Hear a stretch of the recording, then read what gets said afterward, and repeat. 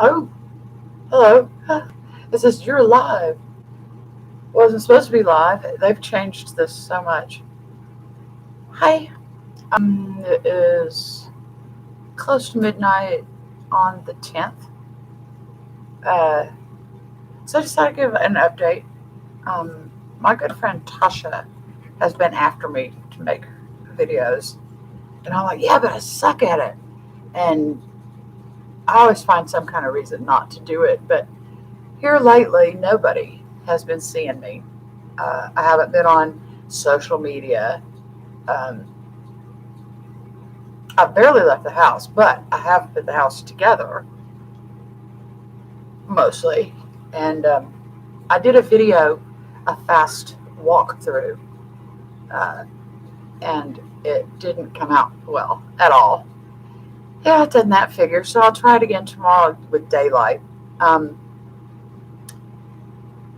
Behind me, you see the big windows covered up because it is like 12 degrees outside. So the big window is covered up with a lined tablecloth. That's all I had. And so I've got like towels and stuff over the windows to just it's a drafty place. Uh, Built in 1920, I found out. The wiring is questionable. Mr. Landlord's going to have to come and check that. But anyway, I've been getting rid of boxes and actually moving in. The furniture showed up, and that was through a charity, through a local charity. And I've got furniture on the porch that I've received so much that I'm going to have to give back. So, anyway, hi. Somehow, well, I just went to the doctor this week. So, somehow I made it through and lost 5 pounds. So, like, yay. Of course, I probably gained that back first, omelet I made when I got home. Kitties are fine. They're getting a little hefty. So we'll all have to cut back a bit. That sound is the heater. You know how you move in, and I do live very close to a railroad track. It is very busy railway here. And then they say you move in and you won't hear it after a while. Well, I know that because I lived literally in Butte, Montana at the end of a runway. So, I mean, seriously, I didn't hear the planes. Well, when they said you're not going to hear it, I didn't know they meant because the heater was going to be so goddamn loud you can't hear it. You can't hear the trains when they come through. Hopefully it'll turn off in a minute. Otherwise, I'll have to start over yet again. I have literally been sitting here most of the night. Well, we had an incident happen too, and there it goes. It's about to cut off, but dang, I think we're getting a new heater, guys. Uh, I don't think they can fix this. It's awful. It's like having a Cessna in your living room. But otherwise, I mean, it's still, I find it amusing. And when I'm sleeping, it does not wake me up. Because when I'm sleeping, I'm sleeping. But it takes a long time for me to get there. Uh, oh, I do hear a train too. Wow. Yeah, yeah. So I have not been talking to anybody, and not even locally. I haven't. Well, the next door neighbor, but nobody else really. I'll text with people, but I haven't really had much to say. And it has my friend Keith concerned, and so I thought I better.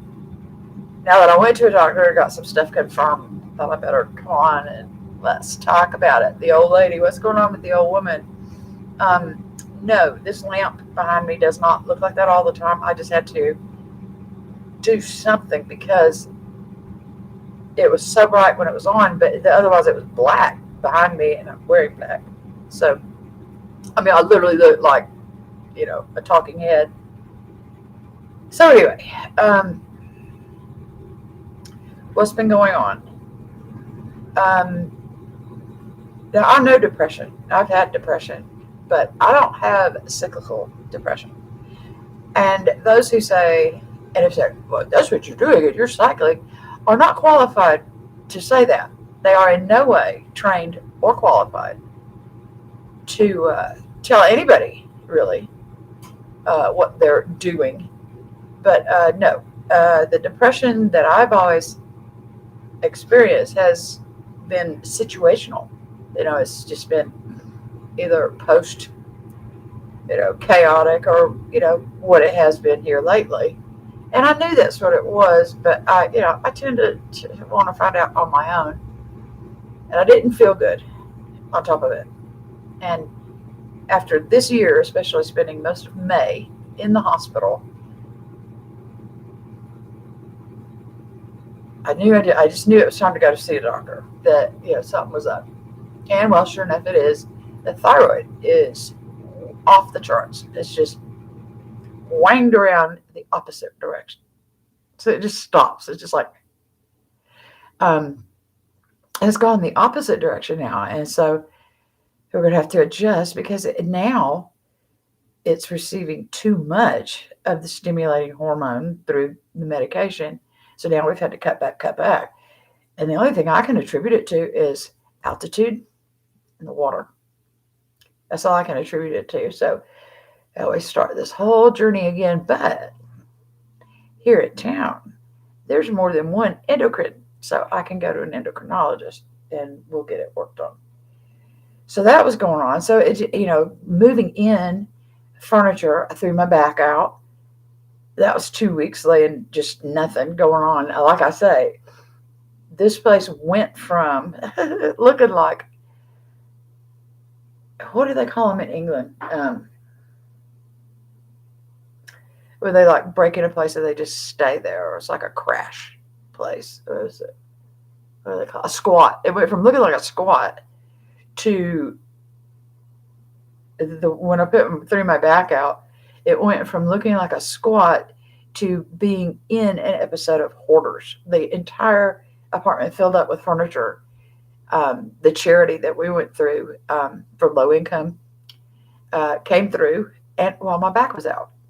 So literally, it was just, there was so much furniture, and I can't handle that kind of clutter. I can't handle that kind of disarray, but I had to because my back was out. So anyway, it's been slow going to get things put together. I've had a lot that's out. I'll try to make the video again tomorrow in light. I have lived out of suitcases and boxes for a little over 10 years. So for me to open boxes and pull things out, number one, they're items that I haven't seen in years. Despite that, I regularly go through what's left, of my stuff and purge, just get rid of stuff that, that I'm not going to need, that just doesn't make art. And I knew that I would have anxiety about certain aspects of becoming immobile instead of being potentially mobile continually, And I was right. I did have quite a bit. I still am. It's weird, the two pieces that it turned out to really be like a trigger thing, but then I didn't feel good, and I could just do a little bit at a time, and then I've got to sit down and just like, and it turns out it's because the thyroid is way off. And those who have thyroid disease know what I'm talking about. That it's not like, oh wow, I just overdid it shopping. No, this is like a forced march kind of feel. But after this May with sepsis and spending really most of the month of May, near death, I just, and I was under orders not to stress and not to physically do anything until I saw the surgeon again. And for at least 90 days, and I had a 6-month appointment, whatever.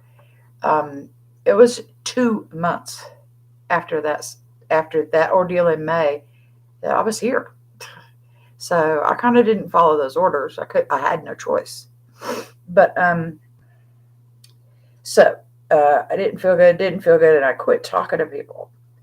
And a lot of it is sometimes I had a tremendous amount of pain because when your thyroid is off, number one, I have arthritis in my hand, pretty severe, not the rheumatoid kind, but it still hurts like a motherfucker. And when my thyroid numbers go off, this hand is usually the first to go. Well, I'm dominant left hand. I'm left-handed, left-eyed, probably left lung, which just proves that I'm in my right mind. But I mean, it was to the point that for me to even open the cabinets, and the cabinets are you have the little handle with the little pushy thing for your thumb, to click it open. And I mean, I literally had to get hold of it and then hit it with my other hand because it just wasn't working. Don't say, well, you should do it with your right hand because there's other reasons that the right hand just doesn't do things. And that will just set off all kinds of stuff. When you've got that kind of pain, because you use your hands a lot, and I really couldn't. I couldn't even open a jar. I couldn't. I had to go. I walked in at the dollar store to get them to open my fucking prescription because I kept telling them that I need the non-kid whatever. So anyway, things just piling up like that. And when you're in a lot of pain, it just piles up harder because you really can't cope with it. So I sat back and I analyzed and I kind of cut everybody off, but I wasn't even watching videos. I was like listening to audiobooks and that was it. But I wasn't watching videos or, nothing really interested me. And I knew what that was. That's depression. For me, when it's depression, it's when I say, I don't care. That's depression for me. I don't care. It's like, I don't care. Like, so it's you got to do this or you got to do that by this certain time or whatever. I don't care. That's when I know. That's my warning sign to myself that things aren't right. And, yeah, it's been a hell of a year, but it's not cyclical and it's not manic and it's not, and I just got this verified by a doctor, someone qualified to say so. It's situational. I mean, it's been a hell of a year for me. And, but when I finally figured it out, one word, when I figured it out, boom, I got it. And that was right before going to the doctor. It always is. As to be totally gut honest with you, I have been homesick. Now, I left Georgia, and I lived in Georgia almost as long as I lived in Montana, and I never looked back. The only thing I missed, it was like a couple of times, dogwoods in bloom. That's like it that I missed out of Georgia, but Montana, I was just floored. And it's really not because I had a community, but not in a community because I'm just not that way. I miss the nature. I miss the mountains. There are no crows here. I've never lived anywhere that doesn't have crows. The best I can figure is because it's agricultural and they probably spent years and years and years killing them, because it's, they eat our sugar beets or whatever. But there are no crows here. So it's far different to connect to. I never have a problem connecting with nature. And there is plenty of it here. It's just completely upside down and different. I was homesick for bears. I was homesick for the mountains. I was homesick for rivers. I mean, rivers like Montana River. Mostly the mountains, but deer and elk and just the way nature was in your face in Montana all the time. And it's not like that now. Bottom line, it is not like that up there now, like it was when I got there. And I was just homesick.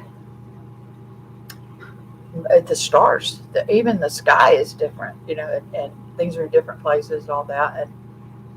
And the northern lights, that still breaks my heart, that I can't see the northern lights, even if they do, dip down.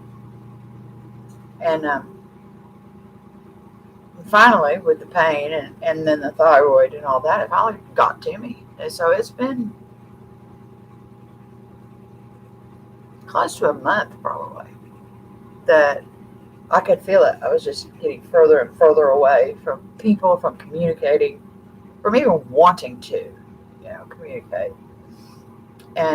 But once I figured it out, figured out what it isn't like it's that far away. I mean, Montana, or at least where I was in Montana, was like 13 hours away from here, but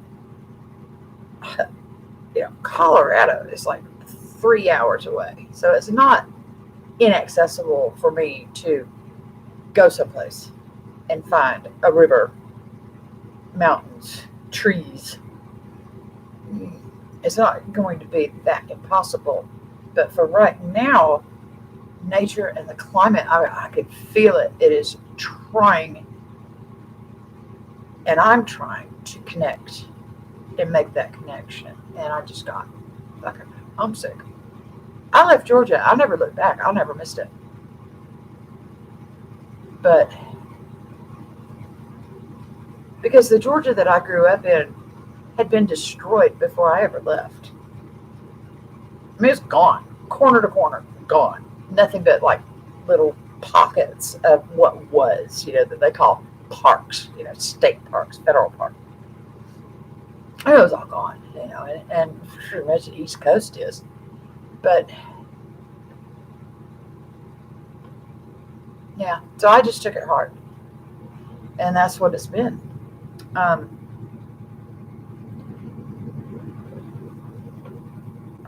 not that easy to get to know anyway, and I'm not that easy to be around continually.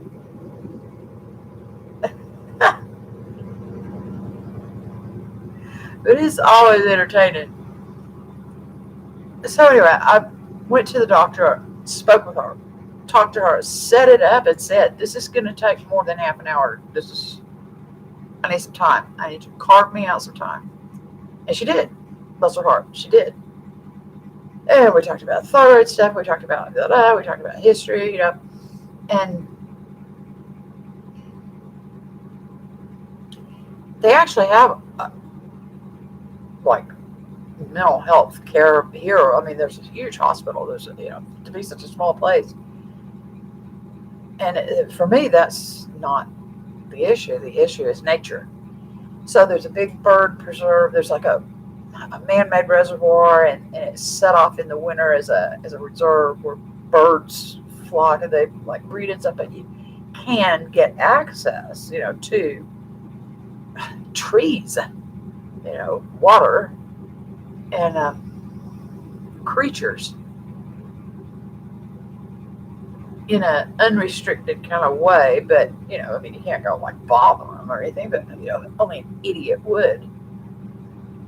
So anyway, that now that I've got a car and all that, I can check those places out, and I'm sure there's going to be other pockets of interesting sites and that kind of thing to check out. So I had the no longer living out of boxes, completely new climate, environment, nature, no crows. Okay, that bothers me. And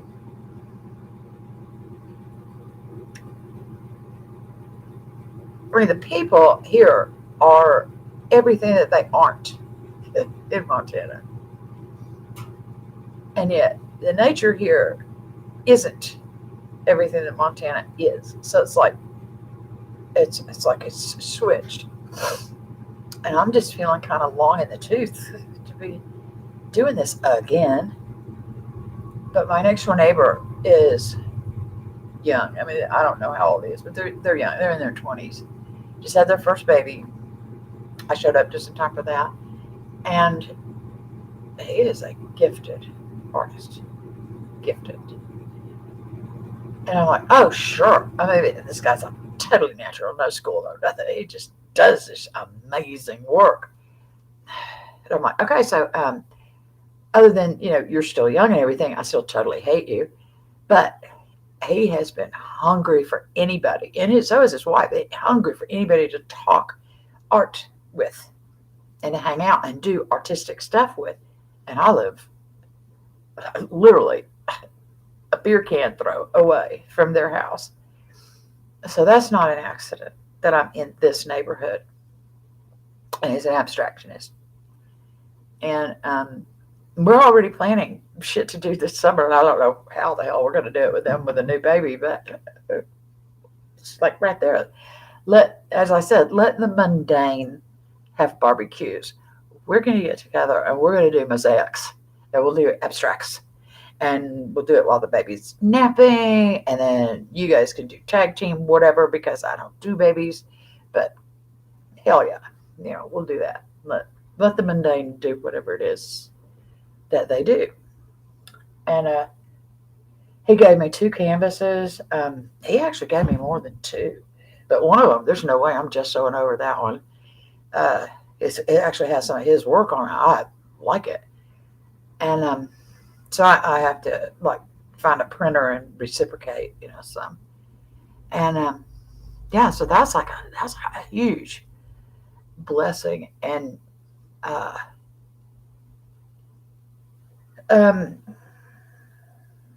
I don't know what else.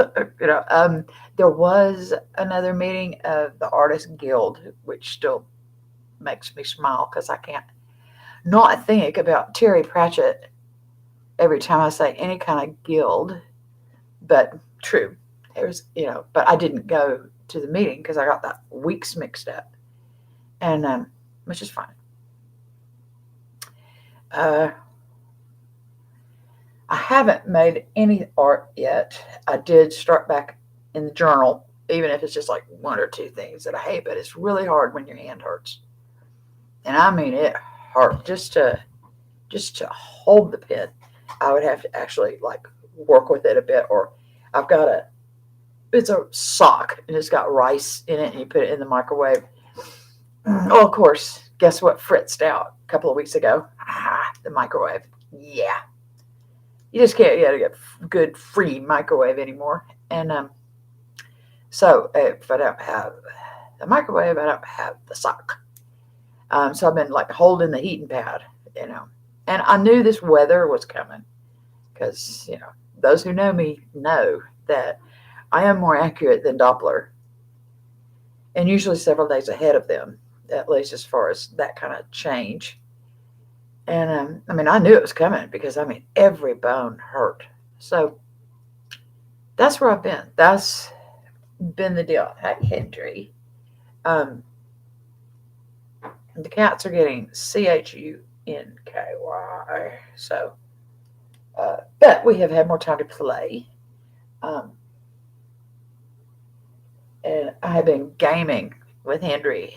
I've been doing the don't blink thing, where you and then just barely show up and you're closer. I've been doing that around the corner with him, and he didn't know how to react at first because it's not like I'm going to rush him, But some of it has been, well, and I tried to write about it, but like I say, my hands hurt so bad. But it was the anxiety of, and I knew I was going to have it, removing my belongings from the boxes and suitcases that they've been in for 10 years into bits of furniture and then discarding the boxes. Now, I couldn't, if you heard that is Hendry playing with his diaper box, Karina. He's still got it. It's Hendry's Halloween Hefty Hideout. Is it Hefty? What are those? Huggies Hideout. It's a diaper box. It's a box that diapers came in, and it is like Hendry's goddamn box. Okay. So he's down there chewing on it and tearing it up. But it's been a task to remind myself that I don't have to hurry up and find a job. I don't have to hurry up and do this. I don't have to hurry up and do a second thing, not a damn thing. That if I don't feel good enough to do something, I bloody well don't do it. It's taking a bit for that to be okay after a lifetime of 2 jobs and more, and being exceedingly active. So that's where I've been. I went off social media. I mean, it's probably been, I've only been on a few times in a month. And I'll try to catch up because I usually have a lot of messages, but I'm just not going through and checking every little thing.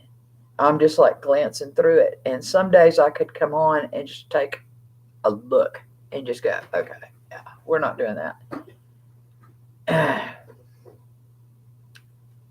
But this is our house. This is our place. This is our couch. These are our hours.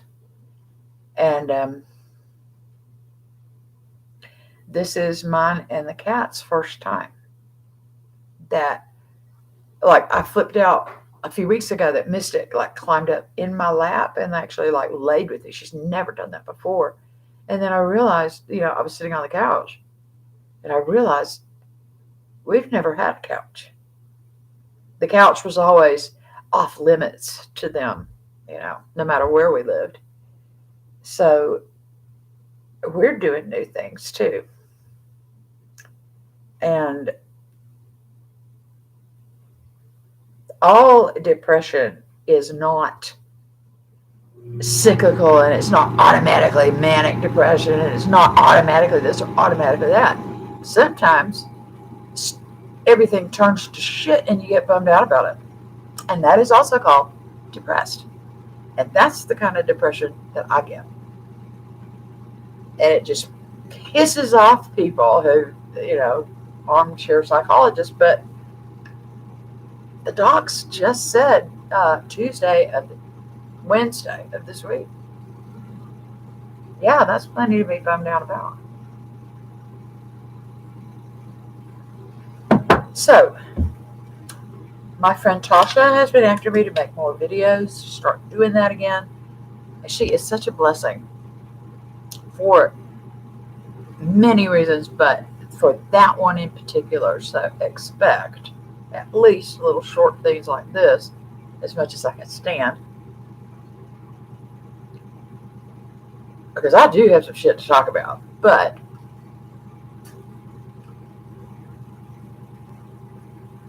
making art is more important. And and the neighbor is going to come over and help me set up this stuff so that there will be a camera that I can like paint and talk, that kind of thing.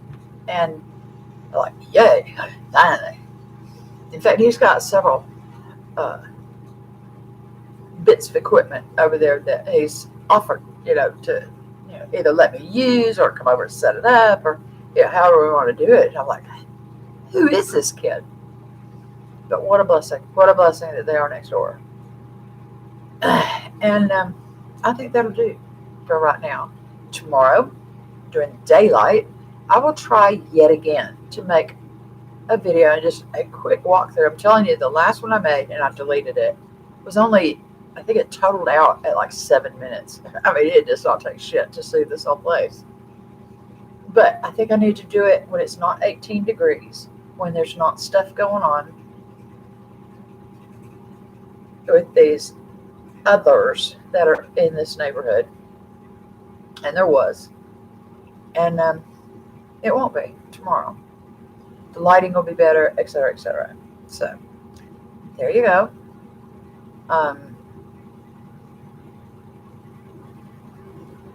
No, there was no medication or anything like that for the depression stuff, because I prefer not to. Because it isn't chemical imbalances. It's usually directly resultant of something that is going on. And I will work through that with balancing, etc., etc. And I have been. So anyway, um, season's greeting, all that shit, and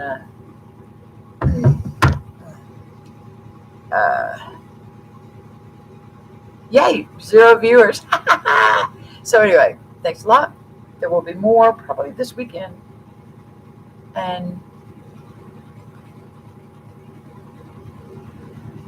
I think we're out. I think we're over. So thanks. Good night.